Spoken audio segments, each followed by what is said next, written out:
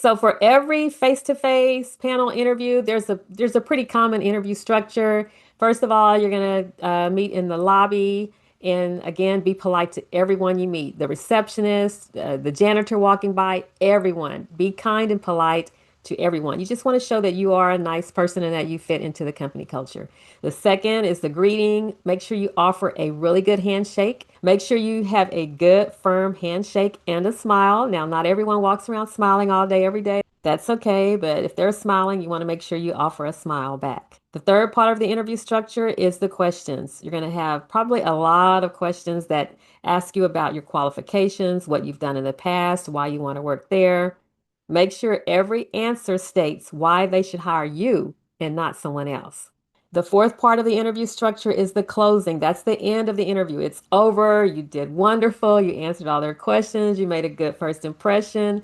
So at the end, they're going to thank you for coming in. Now, when they thank you for coming in and they're closing out the interview, don't just rush out the door. This is your chance to really sell yourself and close the deal. For example, thank you so much for spending time with me today. Just want to let you know I am very interested in this role. I think it's a great fit. I think I could do a lot for the company and add a lot of value with the skills and qualifications that I would bring. Something like that, in your own words. Let them know you're interested. Sometimes the hiring manager might not get an idea if you're really interested or not in the interview because they're asking you questions, you're answering. But at the end of the interview is when you let them know that you are interested in the job. Close the deal. Let them know that you look forward to possibly hearing from them. And then the fifth part of the interview structure is, of course, after the interview, you're home, you're gone, you're out of the workplace. After the interview, you always want to send a thank you note. It could be an email, or you could buy a thank you cards and do a handwritten note.